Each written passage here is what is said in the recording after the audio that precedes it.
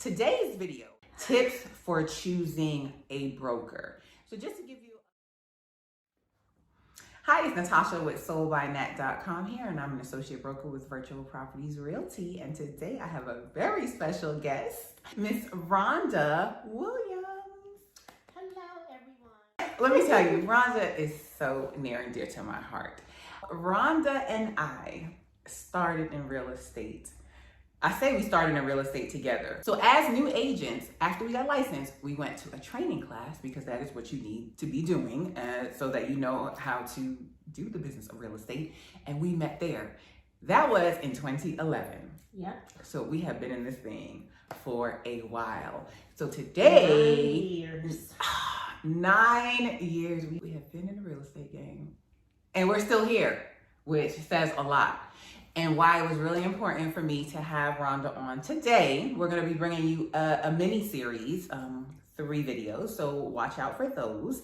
Please go ahead and subscribe now so you don't miss them. I will have all of Rhonda's information down below. But why I feel like we are qualified to bring you this information is because Rhonda and I started together and we both took different paths.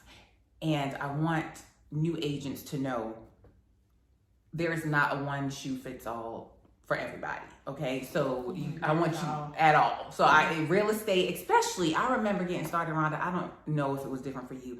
I felt like I was just trying to figure things out on my own. Like I didn't know, YouTube was not big then. You couldn't go on YouTube and YouTube stuff like how you can now. So it was just like trying to figure this thing out on your own. So now we have YouTube and we're gonna bring you in behind the scenes in real estate. So that is the introduction to my friend Rhonda. She is so near and dear. I could not imagine doing real estate without her. While we're at different companies, like we talk, like we run. I know. This is my sister in real estate.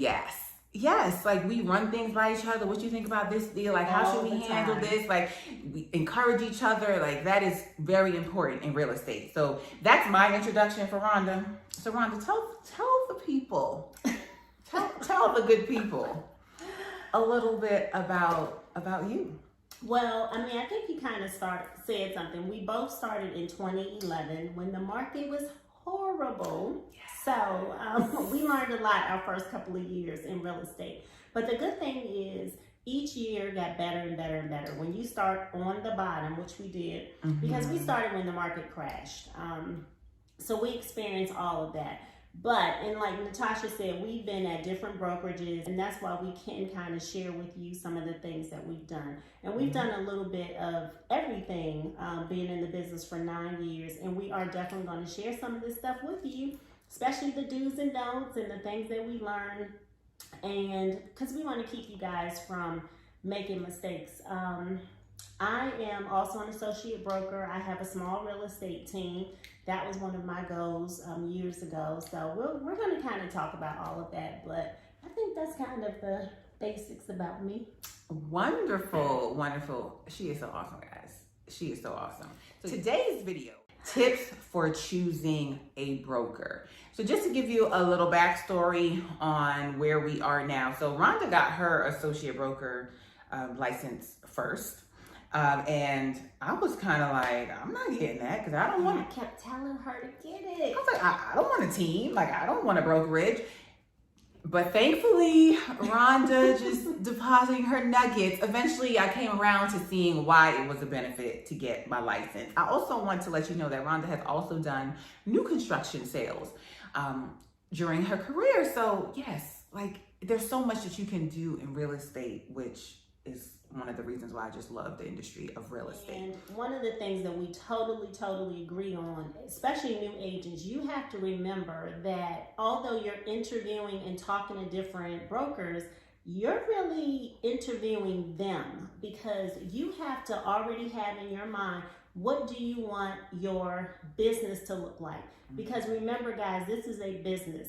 Yes, you're, self-employed, you're an independent contractor, but you are running a business and you have to already have a vision of what you want that to look like.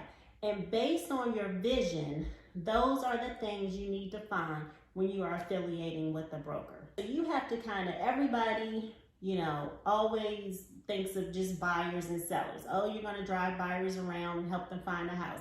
Oh, a seller, you're going to put a sign in the yard, you're going to sell their house.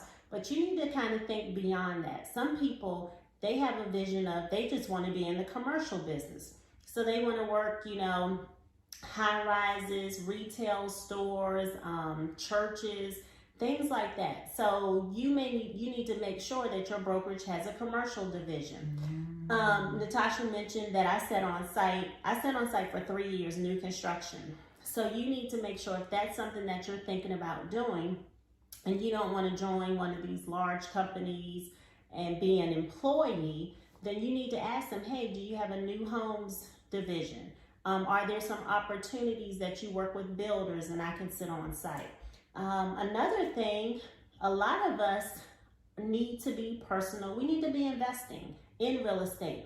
So you need to ask your broker, you know, if I want to invest or I have my own personal investments, how are you going to work with me when I'm buying properties at the auction or unlisted properties, or I may be flipping or wholesaling?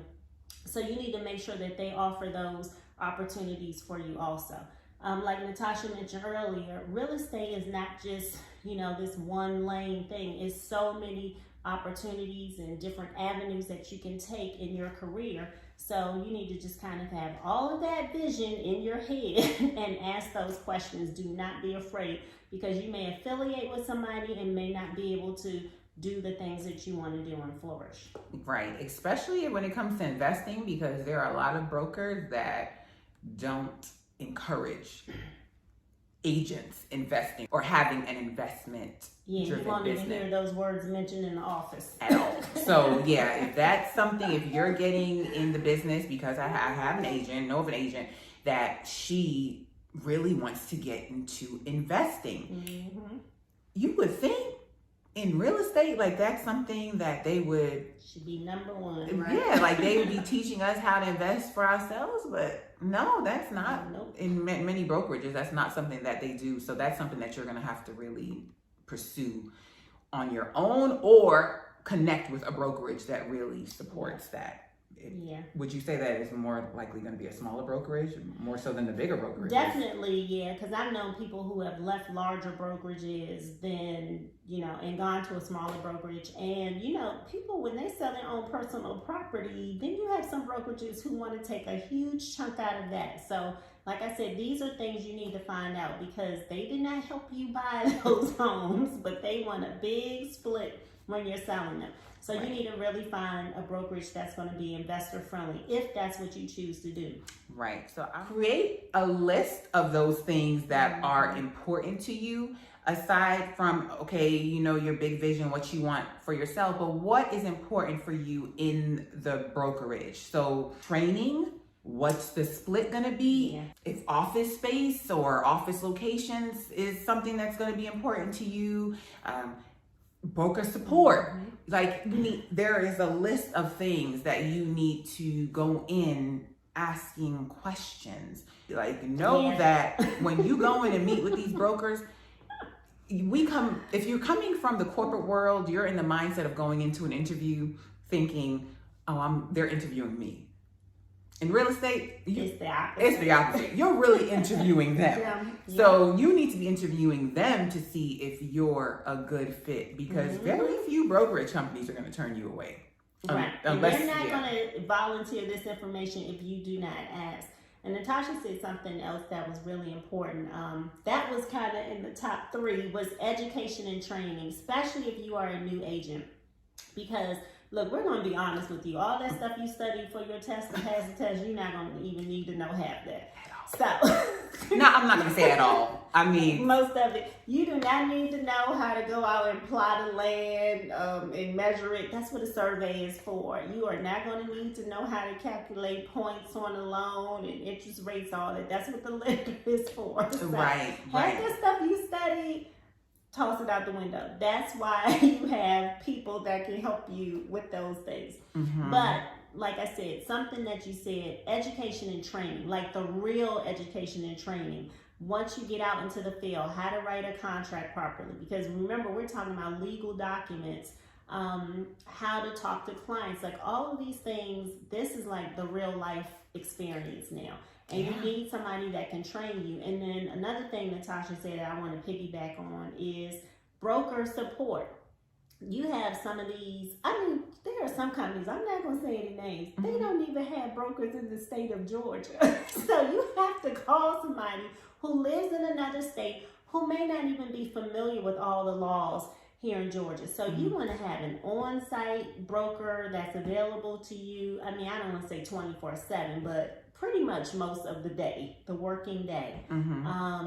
And somebody who can answer your questions. So that is like extremely important. And then Natasha also mentioned the split.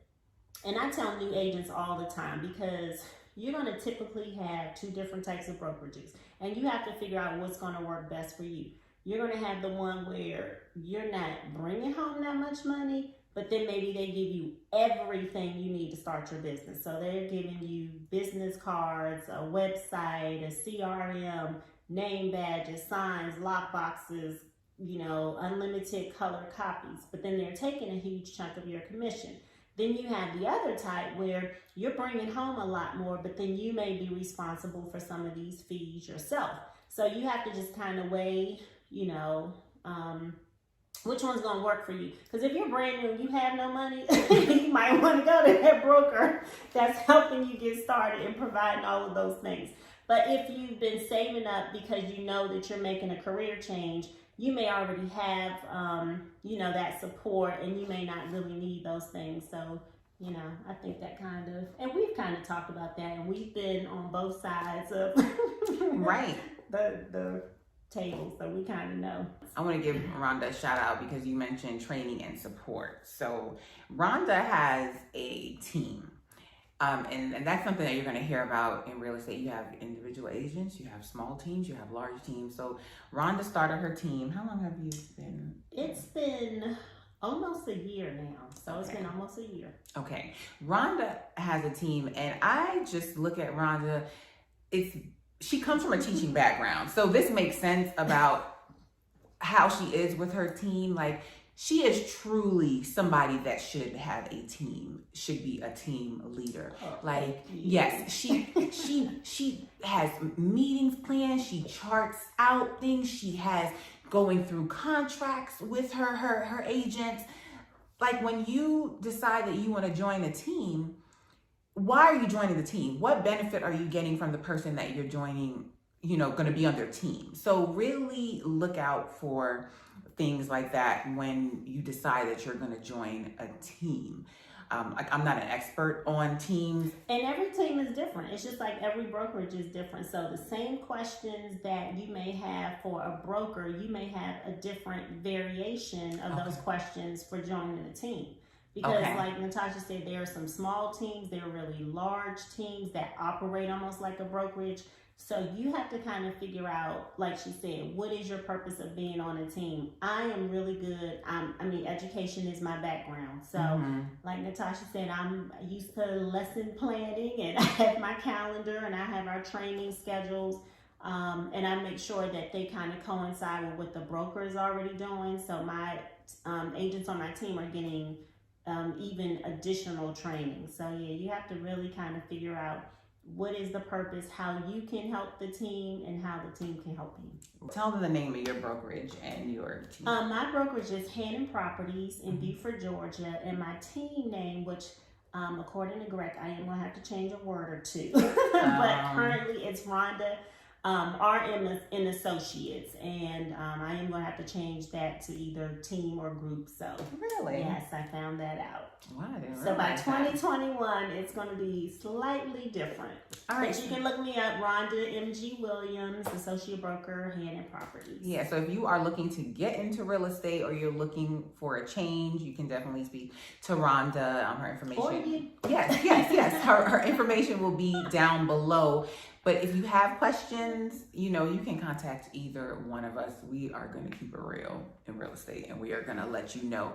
Because my thing is, listen, we're going to give you the information, and you make the decision that is best for you. The one thing that you also need to consider is maybe the location or the type of or what the physical building of your brokerage looks like. A lot of people are moving to what's called smart offices, so there aren't any traditional like cubby holes or cubbies and desk in the office.